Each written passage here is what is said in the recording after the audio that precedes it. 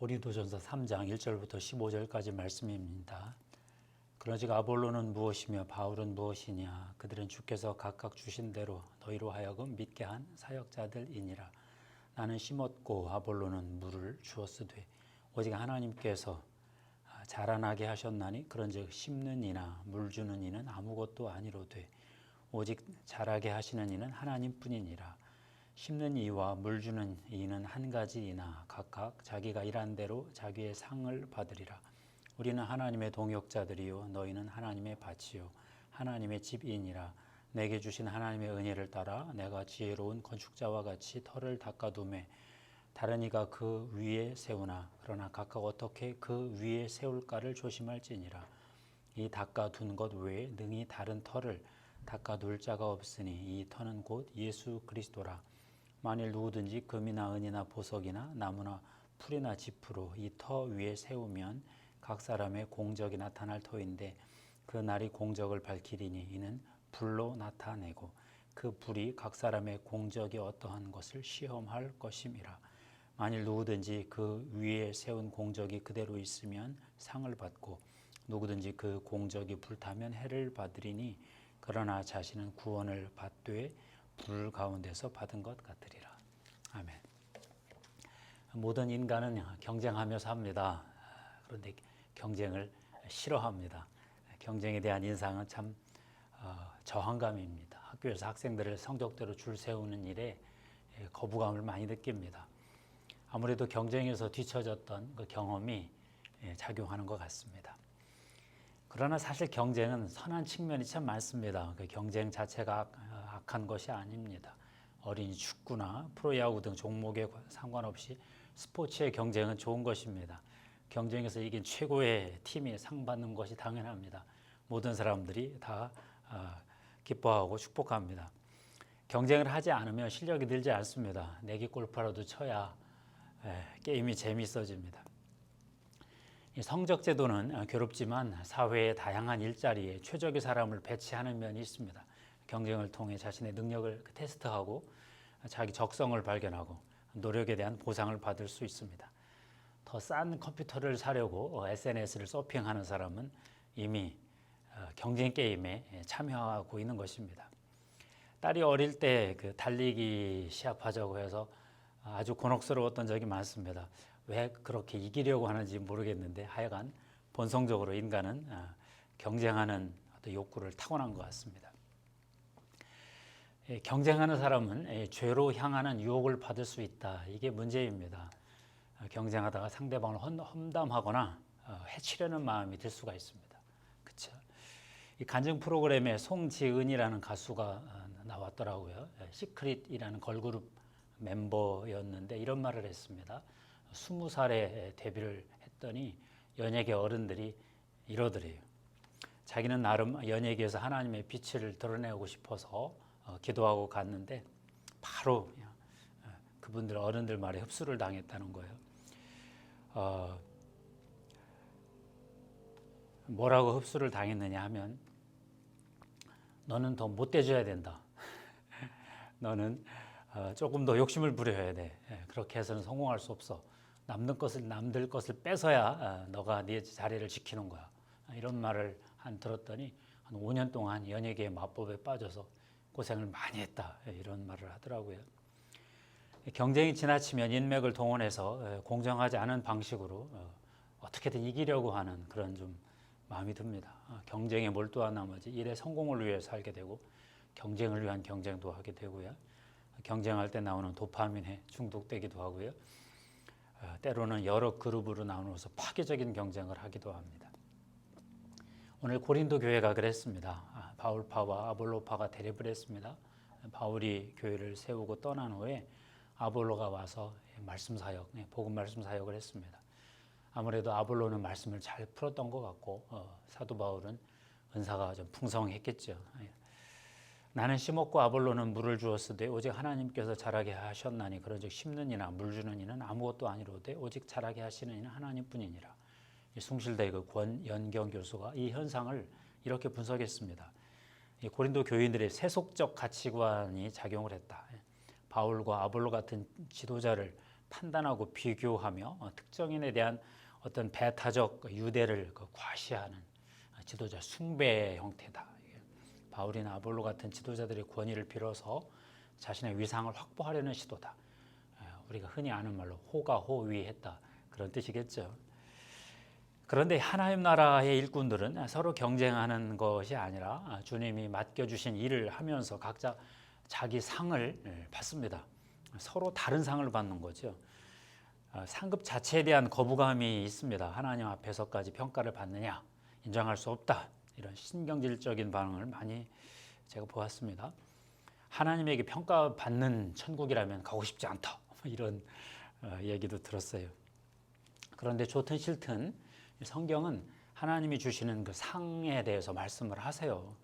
심는 이와 물 주는 이는 한 가지이나 각각 자기가 일한 대로 자기의 상을 받으리라. 아볼로는 아볼로의 상이 있고요, 바울은 바울의 상이 있다는 것입니다. 둘이 경쟁하는 게 아니고 같은 종목의 금은 이런 걸 따지는 게 아니라는 거죠.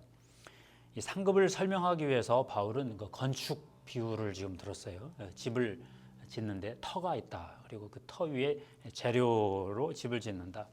당연히 터는 예수 그리스도죠. 그리고 집 짓는 재료는 아주 다양하게 설명했습니다. 금, 은, 보석, 나무, 흙, 풀, 집, 이런 건데요. 그러면 이제 건축 결과가 나타나겠죠. 건축물은 이제 건축자의 공적입니다. 그런데 그 날이 옵니다. 건축 공적을 평가하는 날입니다. 평가 방식은 불을 통과하는 것입니다. 만일 누구든지 금이나 은이나 보석이나 나무나 풀이나 짚으로 이 터 위에 세우면 각 사람의 공적이 나타날 터인데 그날이 공적을 밝히리니 이는 불로 나타내고 그 불이 각 사람의 공적이 어떠한 것을 시험할 것임이니라, 그러셨죠. 이 건축 공적이 불을 견디면 통과합니다. 불을 견디지 못하고 타버리면 탈락입니다. 공적이 그대로 있으면 상을 받고 불타면 상을 못 받는 정도가 아니라 해를 받습니다. 어떤 피해인가 했더니 불 가운데 받는 부끄러운 구원이다, 상급 없는 구원이다, 그런 뜻입니다. 만일 누구든지 그 위에 세운 공적이 그대로 있으면 상을 받고 누구든지 그 공적이 불타면 해를 받으리니 그러나 자신은 구원을 받되 불 가운데서 받은 것 같으리라. 상급 없는 구원, 참 그 찜찜한 개념입니다. 근데 예수 그리스도도 마태복음 25장에서 달란트 비유를 말씀하셨죠. 주인이 재능대로 각각 5달란트, 2달란트, 1달란트씩 주고 떠났습니다.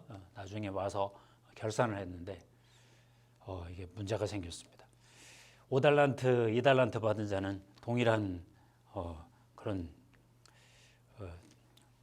소출을 이렇게 결실을 남겨서 칭찬을 받았습니다. 1달란트 받은 종이 문제였는데 주인의 성품도 오해하고 위험을 감수하지 않고 그러다가 있는 것도 빼앗기고 바깥 어두운 데로 내쫓겼어요.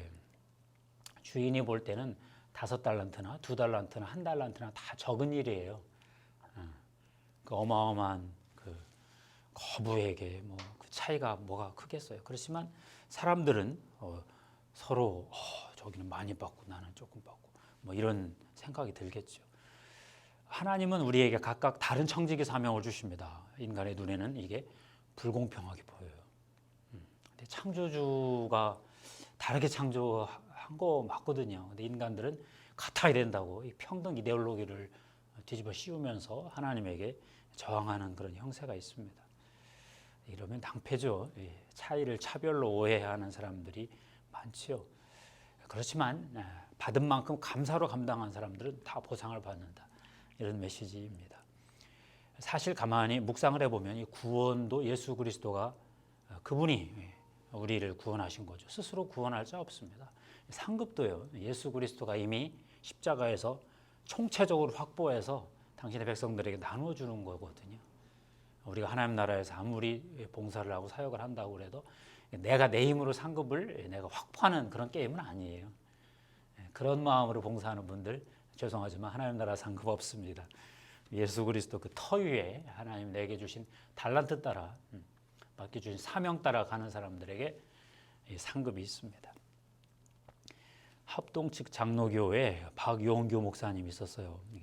이분이 주기철 목사님에 대한 책 저 높은 곳을 향하여를 써서 50만 권을 파셨어요. 떼돈을 벌어가지고 본인 말씀으로 학교 셋을 지었대요. 현재 분당 우리 교회가 더불어 사는 송림고등학교도 그 중에 하나거든요. 이분이 개척한 성남제일교회도 5,000명 목회를 했으니 아주 성공한 목회자죠. 그런데 87년에 50살의 나이에 고혈압으로 쓰러지셨습니다. 심장이 멈추었다가 열흘 만에 이제 멈추었는데 천국 지옥을 갔다 온 거예요. 이분 천국 지옥 간증이 한때 유명했습니다. 저도 잊어먹었다가 최근에 유튜브에서 다시 봤는데요. 가서 세 군데를 보았대요. 천국에서 영적으로 어린 영혼들이 노는 꽃밭도 봤고요. 부끄러운 구원을 받은 이들이 함께 사는 대형 주거시설도 보았고, 하나님 나라를 위해서 봉사한 그 장성한 영혼들이 각자 거주하는 개인 주택을 봤다는 거예요. 중심에 다운타운 같은 곳에 거대한 마천루가 있는데 누구 것이냐 천사에게 물어보니까 무디, 요한 웨슬레, 성 프란체스코, 한국교회 최권능 목사. 전도 많이 한 이들이 제일 컸다 그런 얘기죠. 뭐 믿을 수도 없고 다 믿을 필요도 없지만 상징하는 바는 이해가 됐습니다. 각자 상급이 있다는 거죠. 자기 인생의 성공을 위해 수고한 것이 아니라 하나님 나라를 위해 수고한 사람들, 예수 그리스도의 그 터 위에 건축한 사람들이 상급을 받더라. 그리고 구원을 받았는데 상급 없는 이들이 의외로 너무 많았다. 다시 태어난 박용규 목사는 깨어나서 자기 소유를 다 팔아버려 나눠주고 19년 동안 천국과 지옥을 간증하는 사역을 하다가 2006년에 69세로 소천하셨습니다. 그 행적으로 보아 거짓말 같지는 않은데 자기 재산을 다 정리하기가 어디 쉬운 일이겠습니까? 사도 바울은 고린도 후서 5장 10절에서 이는 우리가 다 반드시 그리스도의 심판대 앞에 나타나게 되어 각각 선악간에 그 몸으로 행한 것을 따라 받으려 함이라 이런 말씀도 했어요. 그런 거 보면 선악간에 몸으로 행한 것에 따라 어떤 심판을 받는다 그런 말이죠. 이게 믿음으로 받는 게 아니라 믿음을 행한 것, 몸으로 행한 것을 따라 하나님의 어떤 상급의 결정이 있다. 우리는 다 각자 순종한 대로 상급을 받을 것입니다. 그 베드로는 순교의 상급을 받았죠. 베드로가 요한으로 추정되는 인물은 어떻게 되나 하고 물어본 이야기가 요한복음 21장에 있죠. 그랬더니 주님 말씀이 이렇습니다. 내가 올 때까지 그를 머물게 하고자 할지라도 내게 무슨 상관이냐? 너는 나를 따르라. 이 말씀을 어떤 요한이 들었는지 하여튼 적어놨습니다. 이에 대해 이 본인으로 추정되는 이 요한은 이렇게 해설을 붙였습니다. 그가 안 죽는다는 소문이 초대교회에 퍼졌다. 근데 사실은 주님이 올 때까지 그를 머물게 하고자 할지라도 내게 무슨 상관이냐 이런 뜻이다 하고 해설도 붙여놨어요. 그걸 보면서 제가 웃었습니다. 베드로의 어떤 순교의 상급이 있고요. 요한의 인내와 충성의 상급이 있었던 거예요. 두 분의 어떤 이 초대교회 기둥 같은 두 분 때문에 유대교회의 견고한 하나님 나라 초대교회 그 건축이 섰고요. 그 이후로 이 복음이 땅끝까지 쭉 가서 우리에게까지 온 것입니다. 하나님을 섬기면서 구원만 받지 말고 상급도 같이 받도록 조금 더 순종해 봅시다. 언컨택트 사회에 우리가 경험해보지 못한 사회에서 이것도 이제 우리가 불타는 불의 공격을 받는 거거든요. 여기서 타버리지 말고 견고하게 남아있는 그런 영성 신앙이 되도록 또 기도하고 노력을 하십시다. 하나님의 이름으로 축복합니다. 기도하겠습니다. 하나님 감사합니다.